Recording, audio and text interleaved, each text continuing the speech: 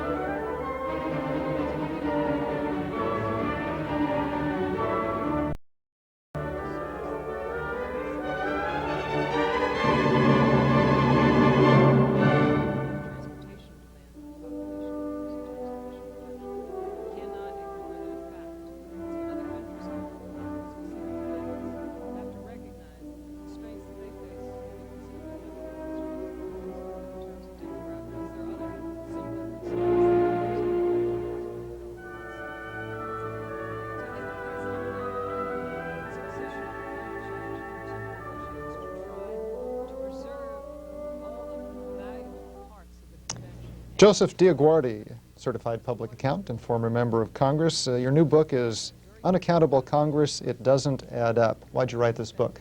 Good time for it, don't you think? But I started writing it 3 years ago, and thank God, with a little luck, it came out at a time when I think the public's eyes are focused on this issue. I wrote the book because this was the message that I took to Congress with me in 1985. I was kind of surprised when I got there, Lou, to find out that I was the only practicing certified public accountant ever elected in over 200 years. And I did go there because I felt that the process needed someone to kind of refine it. And one of the things that I did in Congress was to propose a bill that was passed after I left Congress, calling for a chief financial officer of the United States of America. George Bush signed that legislation in 1990. The reason for the book is that after I left Congress, it dawned on me that if I was going to leave any legacy for the 4 years that I was there, it should be a report to the people of the United States of America as to what I saw as a professional CPA, having been trained for 22 years with one of the world's largest accounting firms, to see certain things that the average person, and certainly the average congressman, didn't see and still doesn't see.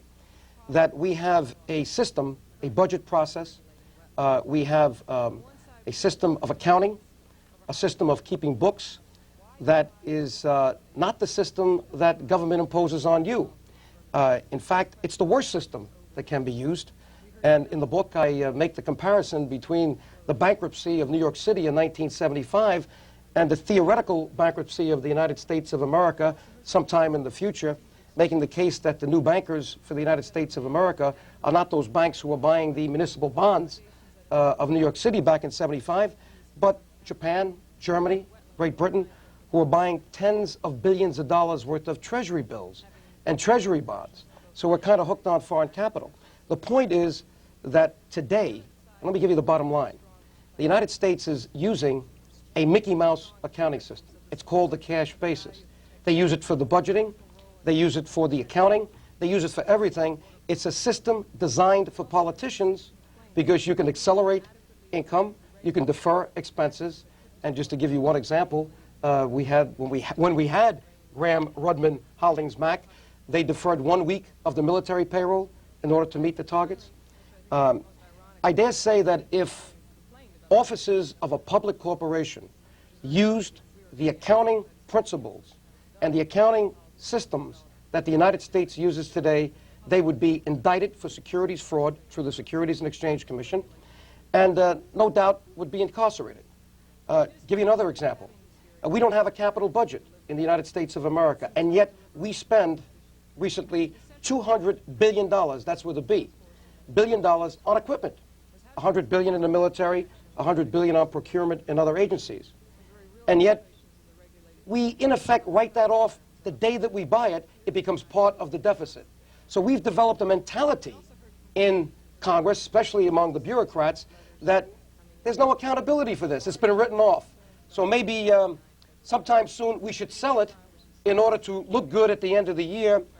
And by the way, if we haven't used it all, maybe we have to get rid of it because they won't give us the amount of budget allocation next year if we still have some left over.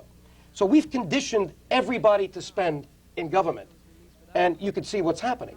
The deficits keep going up and up. When I was there in Congress, at least we had an imperfect solution. It was called Graham-Rudman. It said that, and it started in 1986, that if we take the deficit and we reduce it 25% a year, by 1990, there would be no more deficit. Well, guess what they did? After 2 years, they said, well, we're not going to meet the targets. Let's stretch it out several more years, which they did. And then they ditched the whole thing in 1990.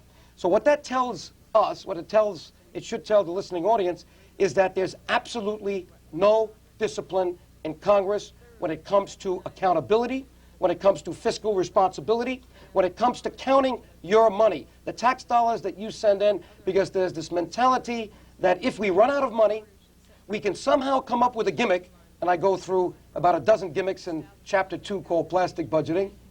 And if we can't come up with a gimmick, we always have this cash basis of accounting to fall back on. We can accelerate income, defer expenses. If that doesn't work, hey, we can sell some bonds. Because we have in government, and that's why I put this on the cover of the book. You can see it, your hands are covering it right now, Lou. You see that congressional credit card? That's in effect a mock-up of a congressman's voting card. And many people don't realize, let me get you the real culprit right here, because I've waved this around in many speeches around America. Many Americans don't realize that Congress votes with a plastic card.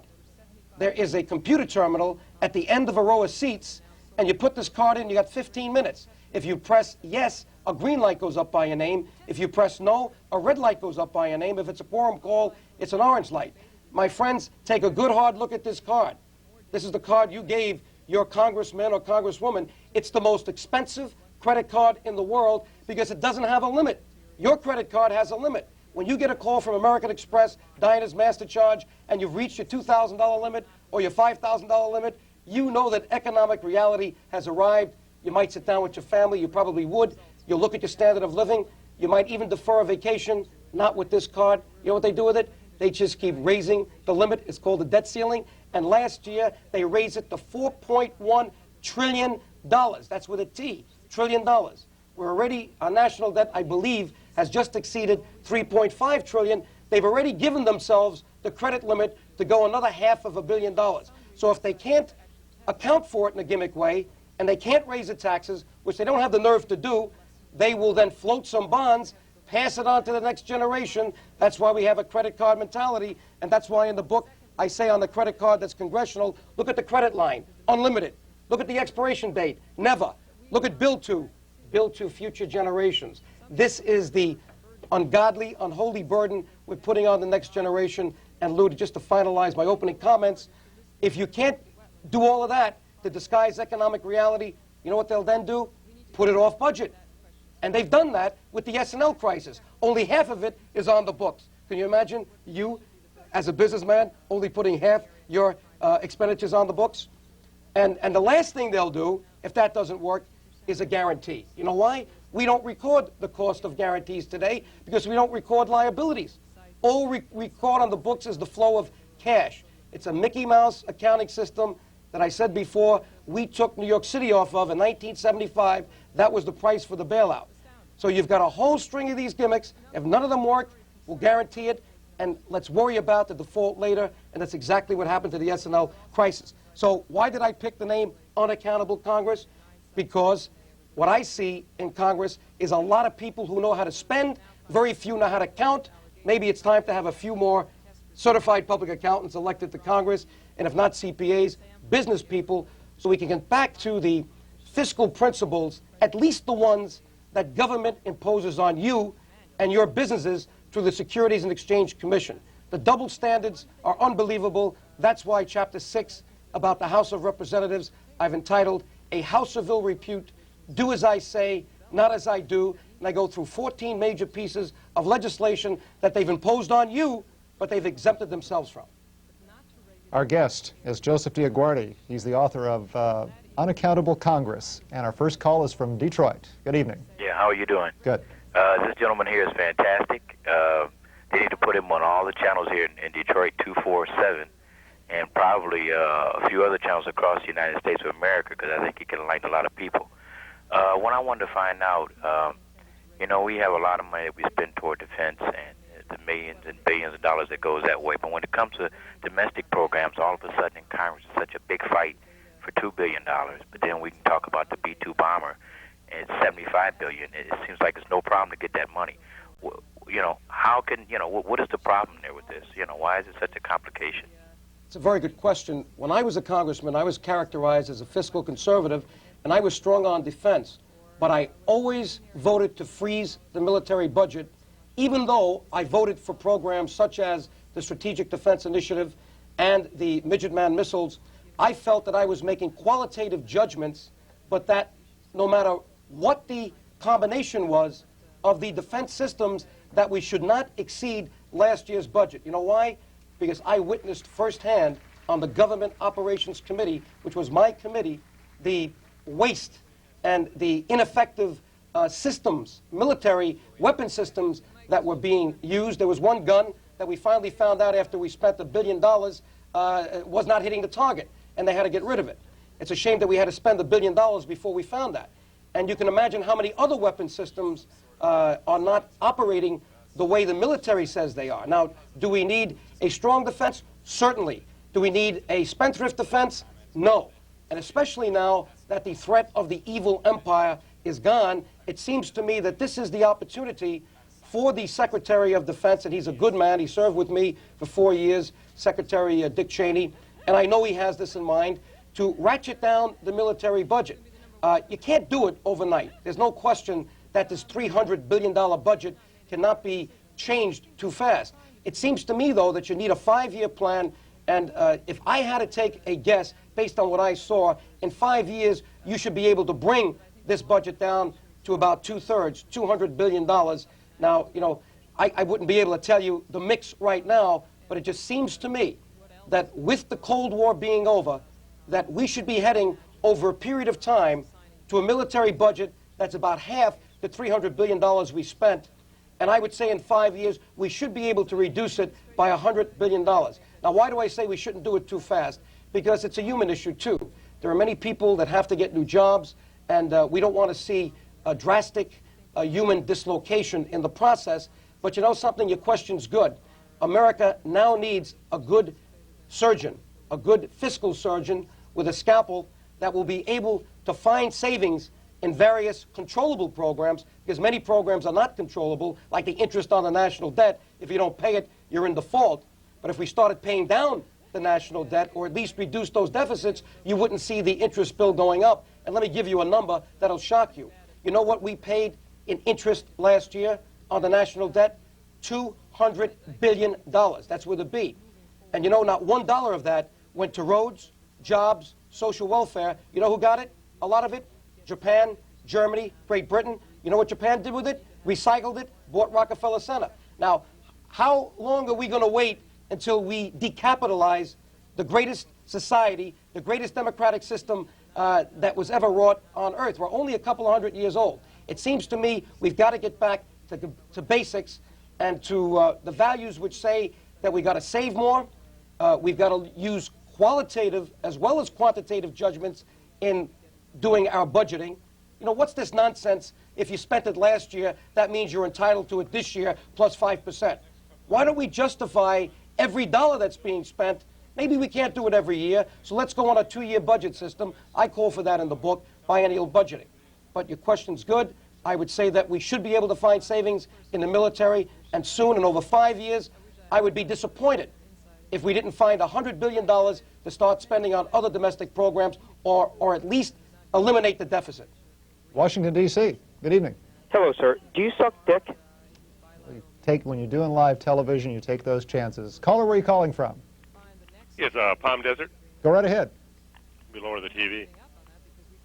I was watching a program this weekend where Senator Rudman stated that the deficit could go to $5 trillion, and that if we don't do something soon, we're probably heading for economic collapse within 2 or 3 years.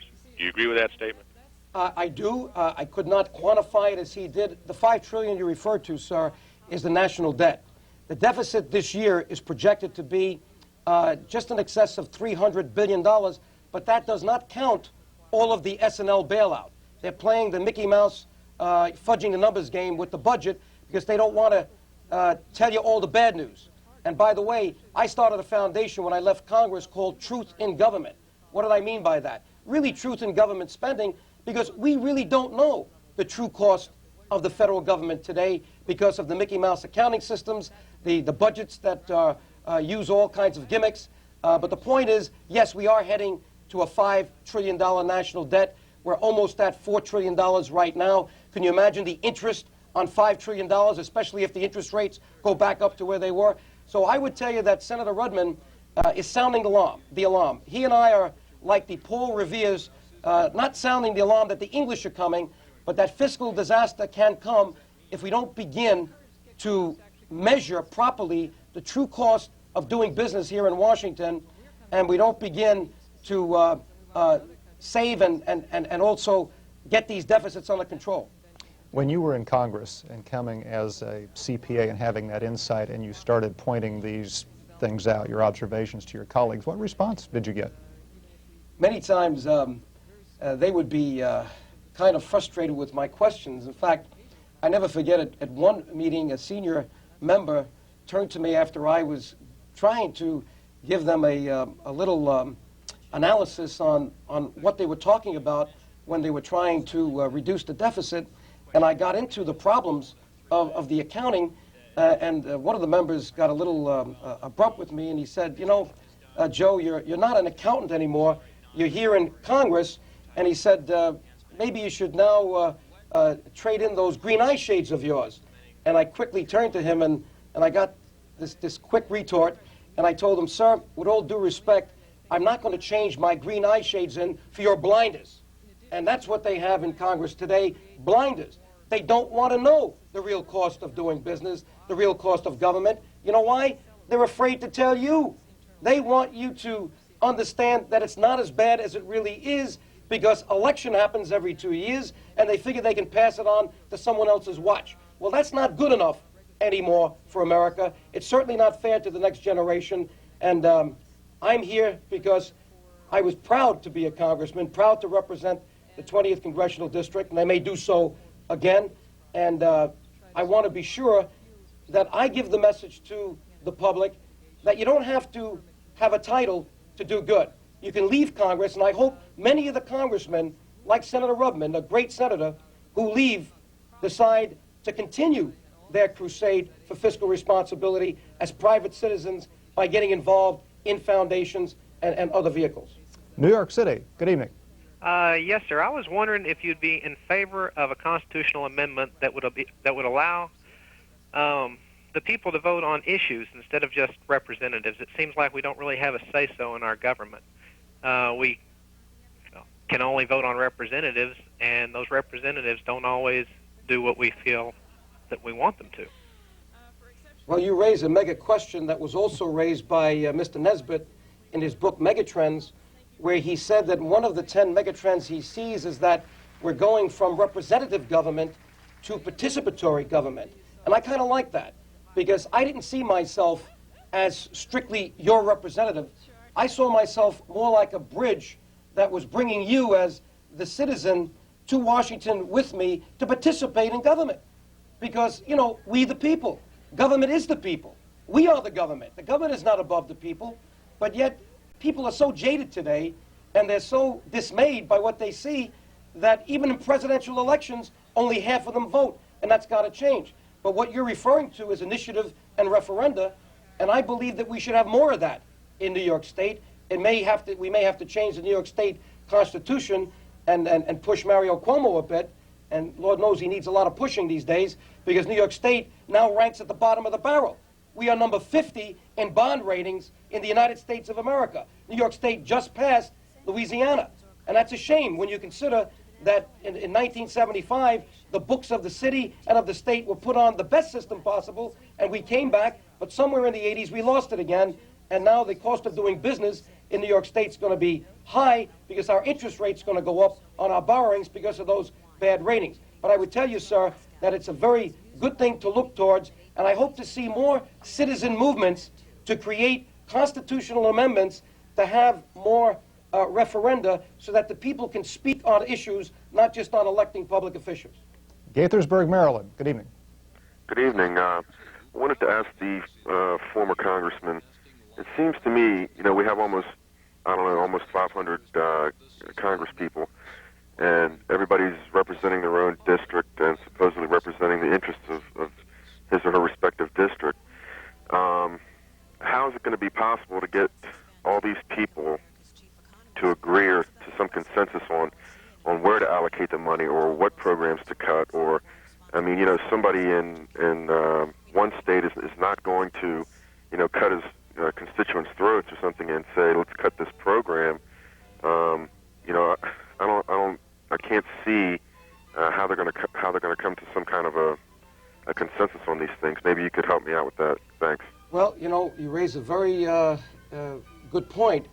And I saw my role, and by the way, there's 435 House members and 100 senators, so there's really 535.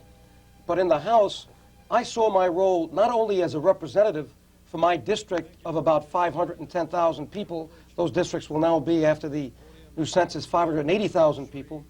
But I saw my responsibility to the country because many of the votes that I cast were not votes that were strictly representative votes for my district, but were important votes for America. Many of the budget votes.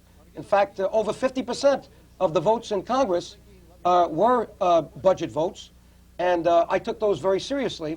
As a fiscal conservative, I tried to do my best to reduce the cost of government, not with an axe, not cutting across the board, but by making qualitative judgments.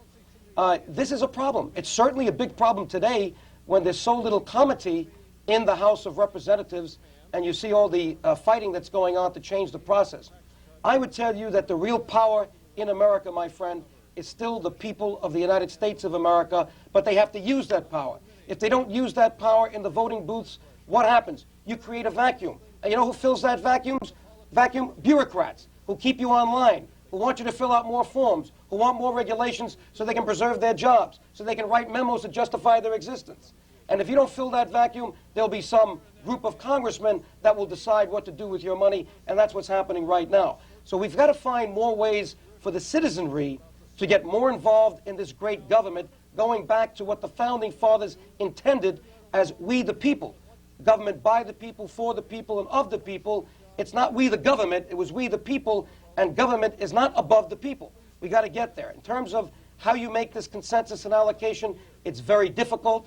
That's where the political process has to work. But if you feel your representative is not doing that job or is using this card irresponsibly, whether he be or she be a Democrat or a Republican, what you ought to do is do what I say in Chapter 8, where I call the citizens to action. The name of that chapter is Cutting the Card. How do you cut this card? When you go into the voting booth, pull the lever, and get rid of the rascal who's not using it responsibly, and then you'll see how they begin to allocate things right. San Bernardino, California. Good evening. Hi. Yeah, I have a couple of questions I'd like to ask you.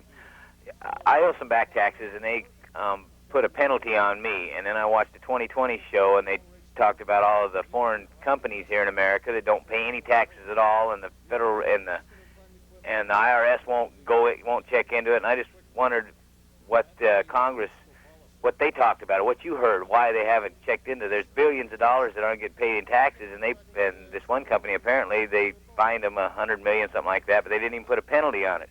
But me, I owe them $1,000, and they put a penalty on me, and it's been going on for 20, 30 years, I'm sure. Well, again, when you talk about the problems of the IRS, that's going to be book 2. I decided to concentrate on the legislative branch of government, but I had a chapter written on the military, one on HUD and one on the IRS, that I pulled to put in another book so that we can focus on one part of government at a time. But you raise, again, an interesting point.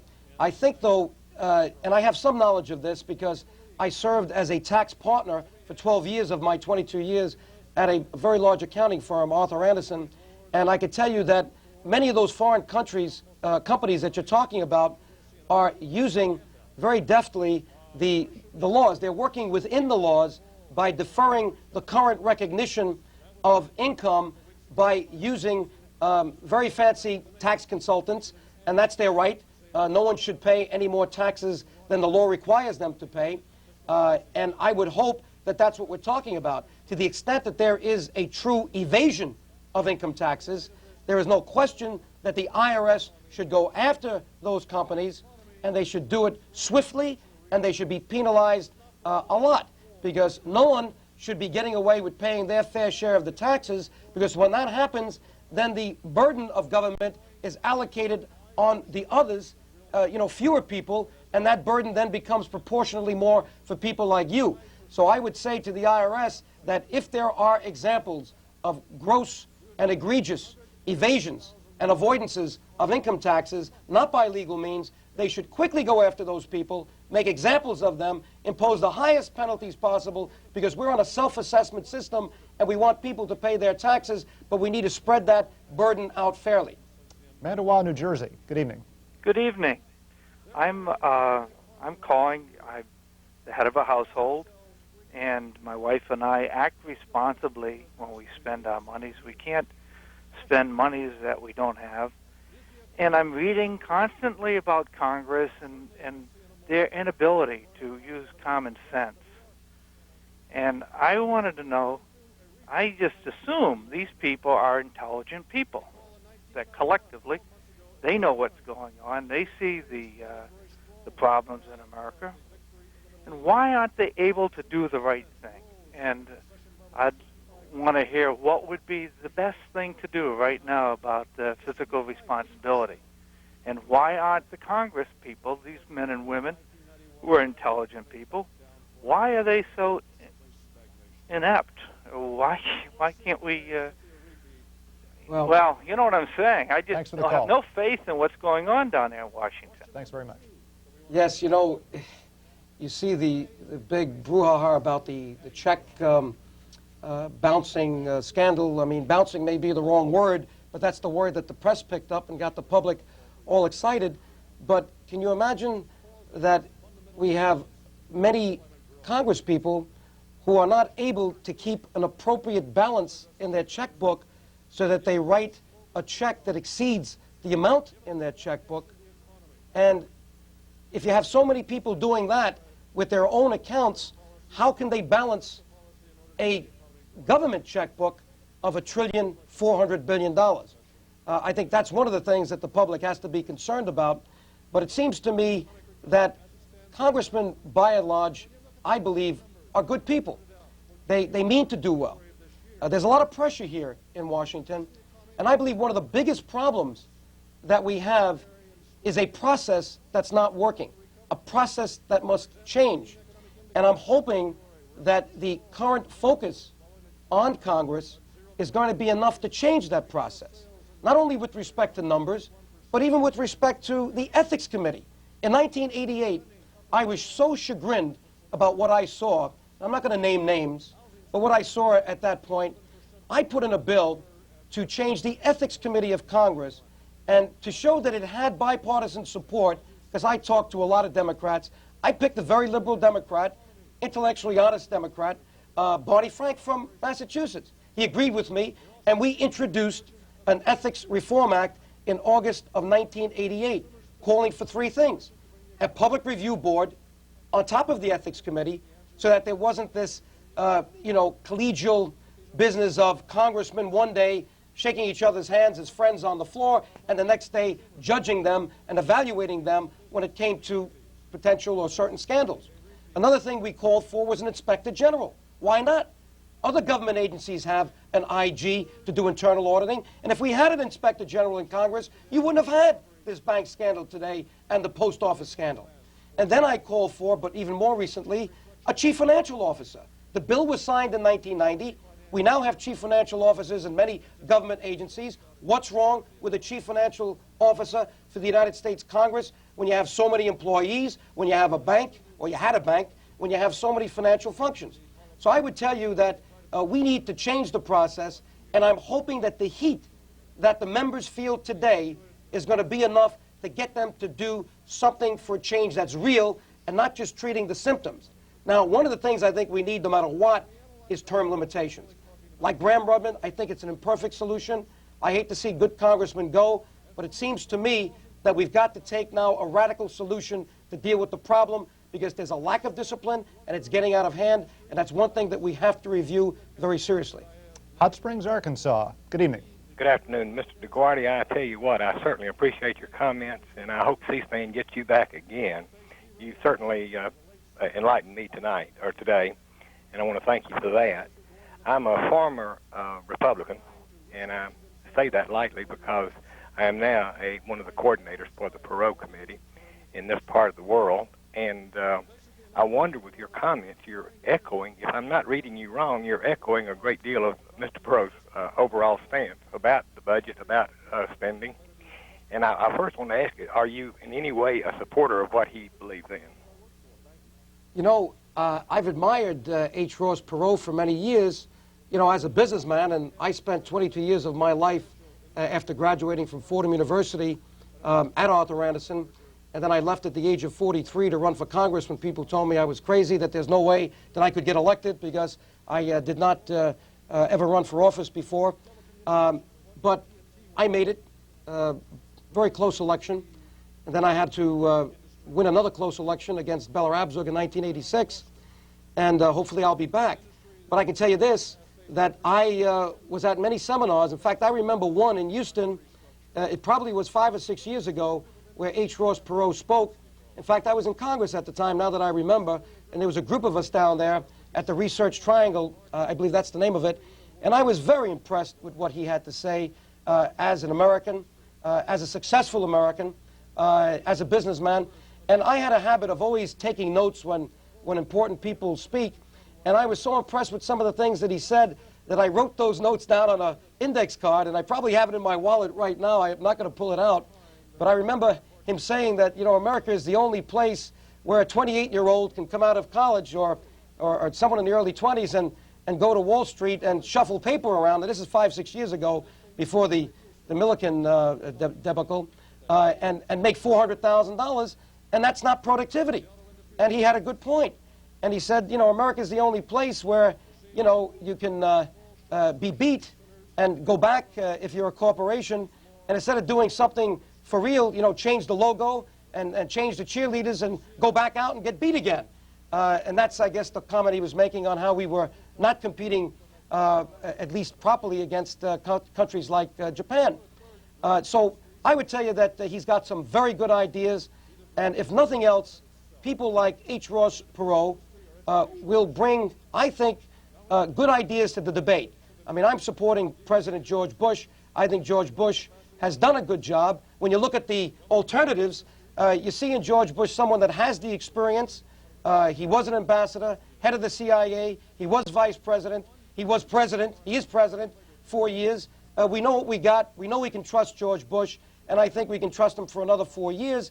But I like the idea of H. Ross Perot jumping into the fray. That's America. America requires competition. That's what democracy is all about. And I wish him good luck. And I hope he sets a debate so that we all, at the end, get a presidency and get a country that is adhering to the highest standards. So I wish him well. I respect him, and hopefully we can talk a little bit at some time. Santa Maria, California. Good evening. Good evening, and cheers to C-SPAN. You do a great job. Thank you. I'd like to ask the congressman a simple little question. He seems to be an honest congressman. We're having a big flare now of retirement, such as Rudman and the rest of them. Isn't it true that this is the last year that you can take all of your remaining campaign funds and turn them over into your own private money? Therefore, many of these men are retiring from Congress with millions of dollars. Of course, this is the last year, but they've done it for a long time. And secondarily, isn't it true that you can retire like you have and then pick up your pension, which is quite substantial, and then like Bob Dornan started long, maybe 5 years ago, come back in and then again get another pension? Could you explain how that works in Congress? Sure. Well, first of all, I don't have a pension. I only served 4 years, and you must serve at least 6 until you get a pension. But I could tell you that there's a combination of reasons why people are leaving today, and I don't want to be so jaded as to say they're all leaving to cash in, but you're right. there was a grandfather clause that I think was wrong, and I think it was done back in 1980 or 82, that said that if you were elected before a certain point in time, when you retired, your money didn't have to be put back to the government or to a charity or to or used in politics, but if you pay taxes on it, so that people who do retire and if they have funds, if they pay taxes on it, they can convert it to personal use.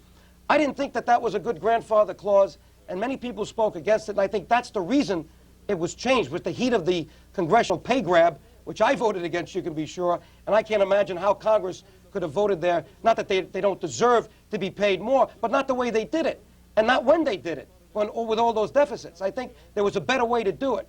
But at that point, they agreed to change this grandfather clause, and you're right, this is the year that if you have substantial monies in your account, if you retire and pay the taxes, you'll be able to convert that to your personal use. I dare say that's not the reason why someone as good as Senator Rudman retired, but there are many, I'm sure, that have that as one of the reasons that they're retiring this year.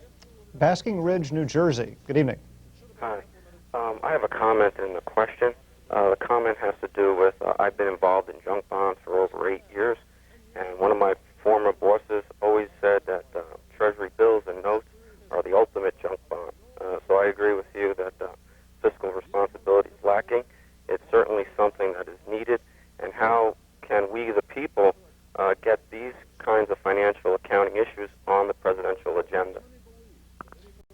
Thanks for the call.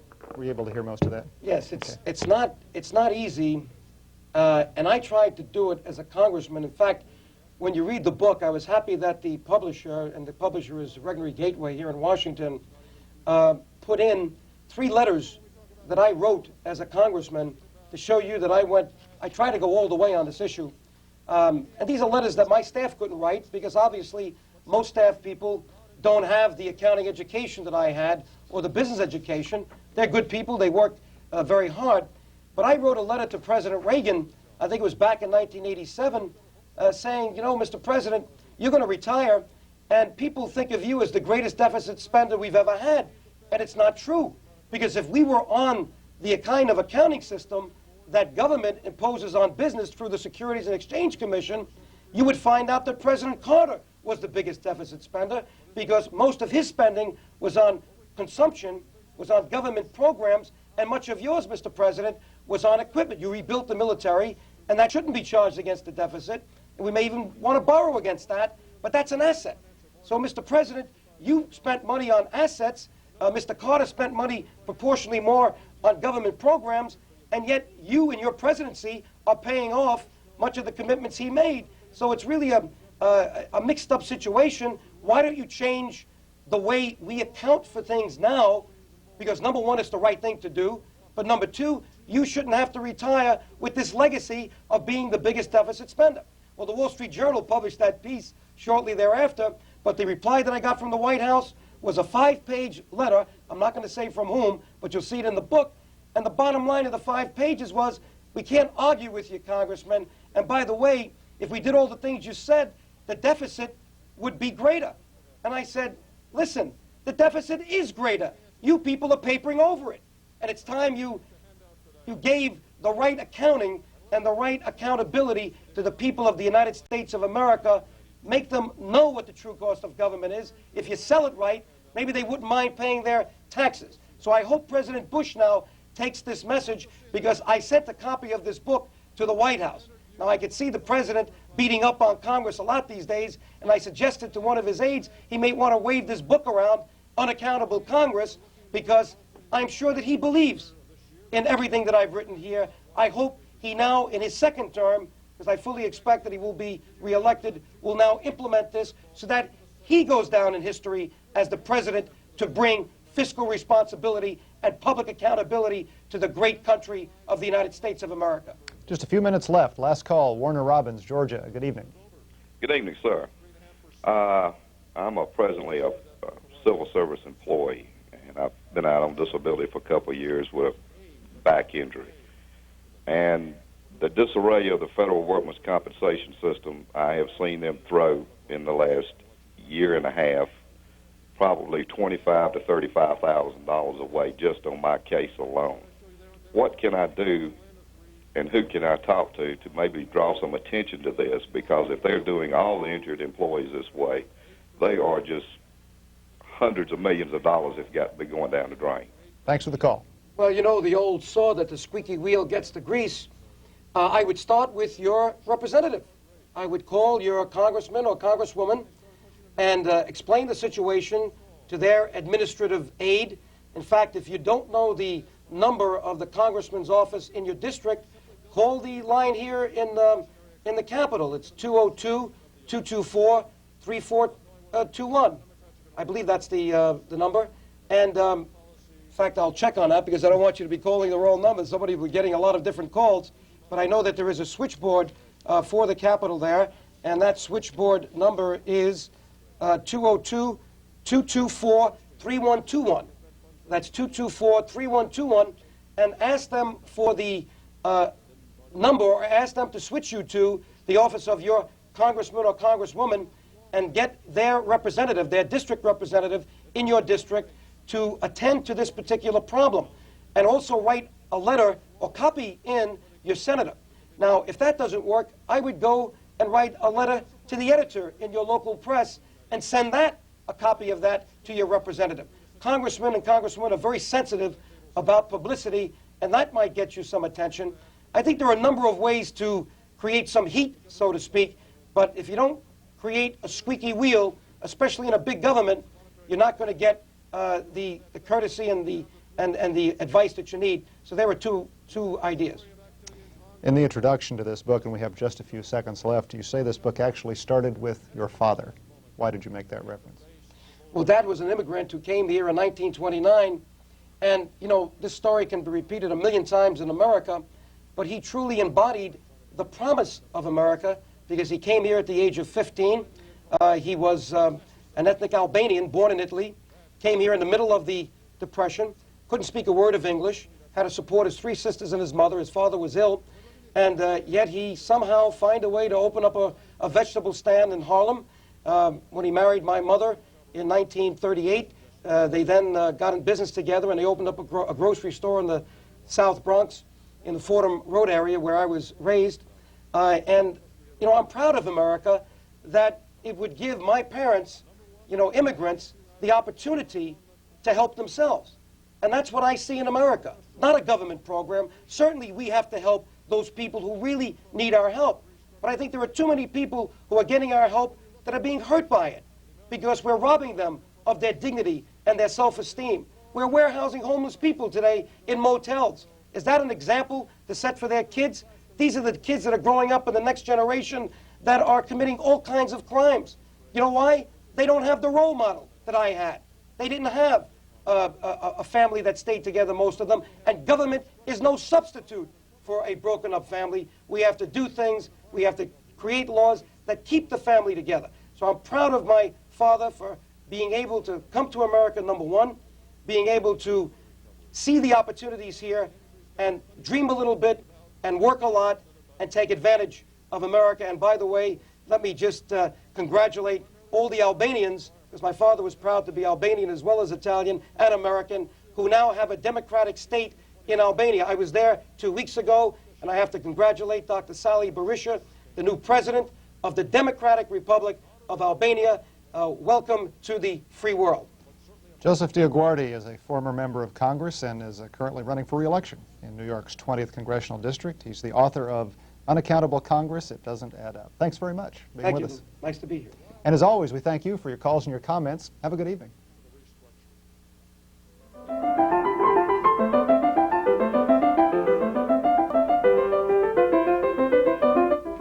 Here's a reminder to join us tomorrow for a live call-in program with Dr. Antonia Novello, the U.S. Surgeon General. She'll be here to take your comments and questions tomorrow at 8 a.m. Eastern Time. Next, we'll update our program schedule. Then it's a look at the U.S. District Court in New York.